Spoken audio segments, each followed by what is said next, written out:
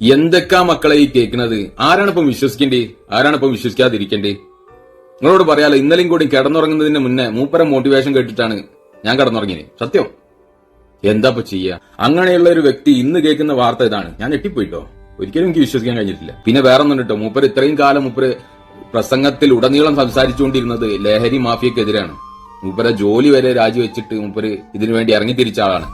അങ്ങനത്തെ ആളെ ഇവർക്കെതിരെ നിരന്തരം ഇങ്ങനെ സംസാരിച്ചുകൊണ്ടിരിക്കുമ്പോ ഓല് വെറുതെ വിടുവോ? കാരണം ജനാധിപത്യത്തിന്റെ മുകളിൽ പണാധിപത്യം കൊട പിടിക്കുന്ന കാലത്താണ് നമ്മൾ ജീവിക്കുന്നത്. അതും വേണം നമ്മൾ ശ്രദ്ധിക്കട്ടോ.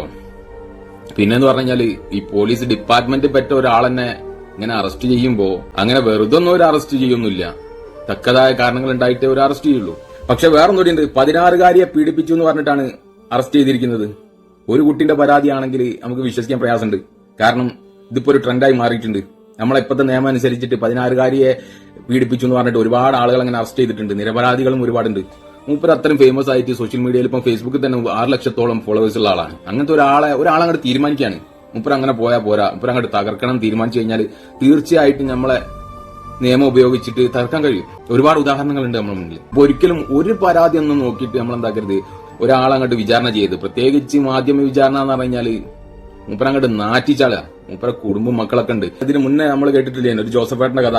കഷ്ടപ്പെട്ട് 72 വയസ്സിലും ജോലി ചെയ്ത് ജീവിച്ച ജോസഫേട്ടന് സെക്യൂരിറ്റി ആയിട്ട് ഒരു സ്കൂളിൽ ജോലി ചെയ്യുമ്പോൾ ഒരു കുട്ടിയുടെ വഴിവിട്ട ബന്ധത്തിന് ചോദ്യം ചെയ്തതാണ്. മോളെ, ആ പണിക്ക് പോരുത്, അവൻ ഫ്രോഡാണ്, നിന്നെ നശിപ്പിക്കുന്നൊക്കെ പറഞ്ഞതിന് ആ കുട്ടി ജോസഫേട്ടനെതിരെ പരാതി കൊടുത്ത് എന്നെ ജോസഫേട്ടൻ പീഡിപ്പിച്ച് ഗർഭിണിയാക്കി എന്ന് പറഞ്ഞിട്ട് 160 ദിവസത്തോളം ആ നിരപരാധിയായ മനുഷ്യന് ജയിലിൽ കിടക്കാണ്. അദ്ദേഹത്തിന്റെ കുടുംബവും ആ നാട്ടുകാരും ഇപ്പറ കംപ്ലീറ്റ് ഇപ്പറ അങ്ങോട്ട് എന്താ പറയാ നശിച്ചുപോയി. പുറത്തിറങ്ങി നടക്കാൻ കഴിയാത്തൊരവസ്ഥയായി. എന്നിട്ടും ആ ജോസഫേട്ടന് അവസാനം കോടതിയിൽ നിന്ന് ആ കുട്ടി തന്നെ പറഞ്ഞു, അദ്ദേഹം എന്നെ പീഡിപ്പിച്ചിട്ടൊന്നുമില്ല, ഞാൻ അറിയാതെ പറഞ്ഞു ഏതാണെന്നൊക്കെ പറഞ്ഞിട്ട് ആ കുട്ടിക്കെതിരെ ജോസഫേട്ടന് ഒരു പരാതിയും കൊടുത്തില്ല. മുപ്പര ഒരു ദൈവവിശ്വാസിയായ മനുഷ്യനാണ്. മുപ്പര് പറഞ്ഞു വേണ്ട, ഒഴിവായി കളയുന്നത്. അത്തരം പരാതികൾ കൊടുക്കാതിരിക്കുന്നത് ഇന്നത്തെ കാലത്ത് നമ്മൾ ചെയ്യുന്ന തെറ്റെന്നാണ്. കാരണം നിയമത്തെ ദുരുപയോഗം ചെയ്യുന്ന ആളുകൾക്കെതിരെ നമ്മൾ പരാതി കൊടുത്തിട്ടില്ലെങ്കിലുണ്ടല്ലോ, ഇപ്പോഴത്തെ കാലത്ത് നല്ല ഉണ്ണി ചമഞ്ഞടന്നിട്ടൊന്നും കാര്യമില്ല.